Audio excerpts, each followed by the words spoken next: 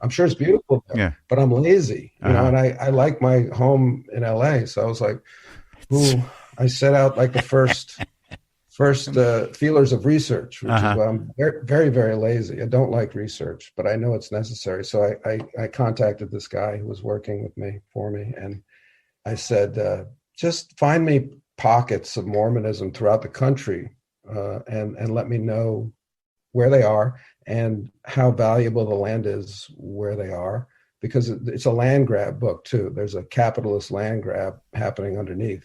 Did you go to New Mexico? I think a lot of them are down in Silver City, aren't they? Yeah, well, I got this document back that was fascinating. So there were pockets, like real pockets of Mormonism all over the country, but they fucking founded San Bernardino. Mormons founded San Bernardino, and I was like, it's my LA novel. I'm gonna write my LA novel. Thank God. I'm too lazy to go to Utah, which is an hour plane ride, but now I can just drive to San Bernardino. Yep, yep. Well, that's interesting. So, like, I get the feeling that that this was the goal. That this is what you wanted to do. Which? Right. Oh, yeah. I didn't really have a goal. I mean, that was the idea. I Where'd mean, you my grow up? dad was New York City. And was your dad an academic or? No, my dad was he worked for the American Jewish Committee, the AJC, Oh, and really? yeah, In what capacity? I don't really know. I mean, he had like a 9 to 5 job. I believe he was in public relations, they called it. What did the American Jewish community, what do they do? Committee. I remember seeing the AJC as a Jew. I know the AJC. I know those letters. But what is their I goal? wish I could call up. I wish I could get you my dad and tell you, but he's no longer with us. But I don't really know. I was young. He had an office in Midtown. I believe he did. It's so funny about people and their dads. It's like I go to the office and I could play with the stapler, but I don't know. Exactly. Yeah. That's all I remember. And he wrote speeches. I know that he wrote. He was a writer. He was good with Were words. you brought up Jew-ish? No, no, he was a total cultural Jew. I'd say not a religious Jew, So but you're like, and your mom's Jewish or no? no. My mother is from a small fishing village in Scotland. Wow. How did that happen? It was an unholy match. But how did they find each other? Yeah, in Europe after the war. My dad was in Rome and Paris, and they were both teaching Berlitz English, Huh. and they Oh, met. really? They were teaching English as a second language Yeah, she to was the first woman, probably first person in her family to ever attend college. She got out of there. I mean, God bless her. She's a strong, strong person, and she valued education and left and was, I don't know what she was doing in Europe, but she was out there alone on her own, and she met my dad, and they came back to New and she York to met say a goodbye. charming Jew. Yeah, he's charming. He was charming. Fuck yeah. Oh yeah. Yeah. And he brought her back to New York saying, oh, basically, I got to say goodbye to my parents. We're going to move to London. I think he wanted to raise kids in London. Uh-huh. But he didn't know Jews well enough to know that he was never going to leave his mom. Got her. Yeah. So does that mean that you have family in Scotland? Yeah, I do. And do you I do. go there?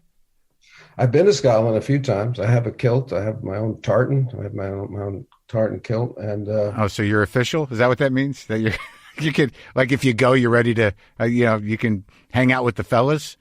I guess. I don't know. But I feel very much that mix, though. I feel very much a mix of, as I said, cultural Jew and rural Lutheran. I feel Uh-huh. like that's my sweet spot. So you grew up in New York. Did you act as a kid or you didn't act as a kid? No, no, I never. I played sports. I didn't act. And I read and I wrote. My dad, you asked, my dad actually supplemented his income from the AJC by writing little political books, Oh, really? like little knockoff satires, like The Wisdom of Spiro T. Agnew. Uh, Yeah. yeah, The Like Establishment. paperbacks, they were published. Yeah, this Ballantine paperbacks. They were these little, like you could fit them in your back pocket. And they're funny. They're funny. Yes, he was a satirist. He wrote a couple of coloring books. He wrote the psychiatrist coloring book, the Nikita Khrushchev coloring book. And this was all kind of to supplement the income because he also liked to play poker. He had like different ways of like. He played poker at the house? Did you have a group of guys that would come over and smoke when you were growing up? No, not at the house. He played out, and he usually won. He was a good poker player. He'd win like $100, which is a big deal. So my dad, then he wrote a play that was on Broadway in 1967 called The Trial of Lee Harvey Oswald, and it was not a comedy, as you can probably tell from the. So he wrote that after Oswald was shot, obviously, and only 4 years after. So he had the hypothesis was if Oswald hadn't been shot, this is the trial. Interesting. So I feel like I've heard of that play. Is that possible? Closed in like 3 days. Really? Why? To hear him tell it, he would say that people just weren't ready to see shots of Kennedy's head, blown up and exploded. I remember I was 7. It was the first theater experience I ever had, aside from maybe You're a Good Man, Charlie Brown, right? Which was a little lighter fare. Yeah, you don't. Yeah, they don't show Charlie's head being blown open. Not yet. Yeah. It's like when Lucy trips him and he flips up on his back, his head doesn't blow open. You're a motherfucker, Charlie Brown. Yeah. That's the secret. Yeah. So that kind of blew your mind. Well, it was my first experience of any kind of performance, and it's pretty radical. What year was that? So that was 67, 68? Yeah, I was 7 years old. Yeah, and my dad asked me what I thought after, and in the play, which was very, very long, as I recall, Oswald is sitting in a chair. It's a courtroom scene. He's sitting in a chair, and he doesn't say anything for the whole first act before intermission. So like he's like an hour sitting in that chair as the prosecution and the defense is talking around him. And my dad asked me, what did you think after the play? And I said, how did he not have to go to the bathroom? So that was I was perceptive about acting from the very beginning. What do you do if you have to go and you're sitting there? What do you do if you're Oswald and you still got to pee? Stuck on stage. You can't get out to pee. So, but it seems like if you ended up at Yale, so, your family or you obviously put a premium on education. You must have been a pretty good student. It didn't seem, you don't seem like you were necessarily connected, so you had to do the work. Not connected at all. It was all scholarship stuff. I went to a very fancy New York high school on scholarship, and then I had a scholarship at Princeton based on need, and then I got a Mellon Fellowship to go to Yale. So pretty much all my stuff was paid for. My mom had to take out some loans to help pay for school. I took out student loans, but we did get help, yeah. What did you study undergrad at Princeton? I studied English literature, just general liberal arts. What was your focus? Did you have a focus on the literature? Probably modern. Like my junior year, I wrote on Virginia Woolf, and my senior thesis at Princeton, you have a choice of choosing, you can either take 4 courses or you can take 3 and write your senior thesis. So it's basically a year-long book that you got to come up with. Wow. Yeah. So that's what I did. And I wrote on Beckett's novels, of all things. So you were in it, man. You were like on the professor track.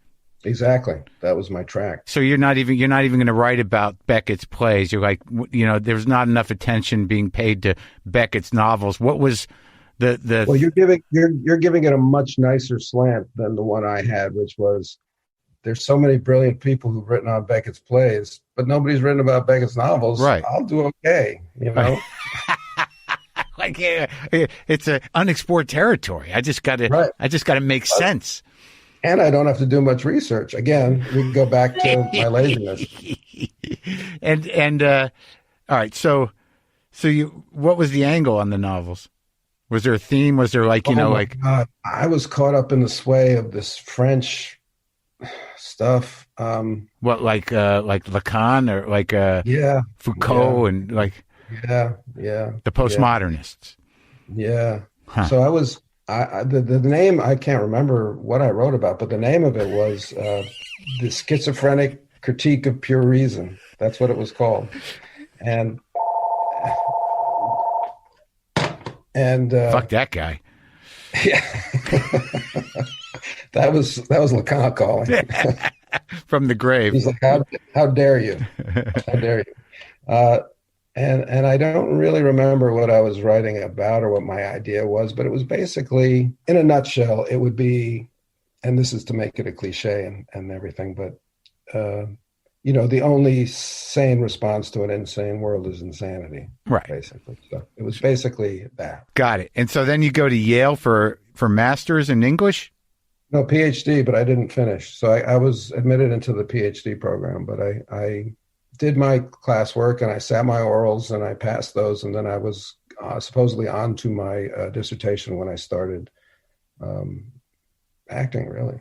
You mean you started acting to get out of your dissertation? That's one way to interpret it. Yeah, probably. I would say my soul did that. My mind didn't make that decision, but my soul was like looking around, like, you can't do this your whole life. You just can't. What was the dissertation that drove you to acting? What was that one? I want to know the name of that one. That was called Magic and Technology in Contemporary American Fiction and Poetry. That seems a little broad, but probably, you just pick a few and go at it. Exactly. Well, that's what you do. Yeah. So you pick a few and you go at it. That's life, isn't it?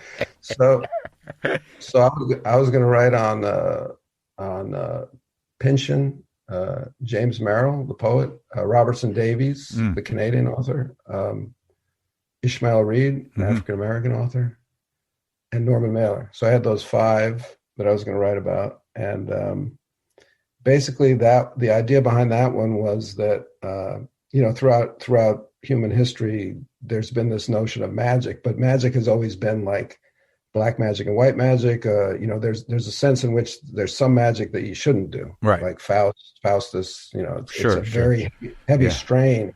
Don't conjure up the devil and ask him for a favor. Exactly, but magic also is a primitive technology. It's a way in stories, the way people made shit work, like they're flying in magic. Right. But now we have technology that does magical things. Right. But we don't discuss technology in terms of bad and good, in terms of moral and immoral. So I was saying that these writers are kind of imbuing technological fields with magical thoughts. And that they're saying, just because we can do it, they're not saying it, they're authors, but just because we can do something, right? Does that mean that we should? Those conversations are definitely happening now. I know. That was how many years ago was I thinking of writing that? God damn it. If you'd only finished it, you could be a professor now. Damn it. It'd just be a kind of weird, tenured, broke professor having this conversation with a student and sitting in your office wondering why you never pursued acting. I should have been an actor. So what was the moment where why you bail on your dissertation to act? How did that? What was the opportunity around that? How did you just all of a sudden switch tracks? Were you taking classes? Did you get a part out of nowhere? All good questions, and kind of zeroing in on the truth. I think that I was I knew that I wanted to write, which is what you asked, and it's true. I knew that's what I wanted to do. And I also knew that I'd written poetry up until that point. Mostly, I hadn't really written prose. Yeah, I used to do that. I was an English major. I wrote some poetry. Again, how did you feel about that? Again, that it seems like that's the easier route. Poetry's easy. Well, it's not that it's easy. It's just like, who's going to tell you it's no good? It's just 2 ways to go with it. Like, either that's like people who don't really read poetry. I guess what I'm saying is that in order for poetry to be judged properly, it's a very small world. Oh, for sure. I mean, I've heard it said that poetry is wonderful because you can't make any money at it. That's why poetry is wonderful. Yeah, I still enjoy reading a few poems here and there, and because I've been going through my books. But like, you read poetry, and what makes it land, what makes it not land is you got a wide berth there. Do you know what I mean? What I'm saying is that if you are the guy that doesn't like doing research, it seems to me that it would make sense that, like, why, I can knock out a poem. You could just kind of work a poem like a math equation. You don't have to spend your entire life writing 400 pages. Well, it's an insulated world that you're doing. A poem, it will give you the terms in which it wants to be read. Right. Each poem. Do you look back at your poetry and you're okay with it, or do you sort of not? It's decent. Like the poetry itself is okay.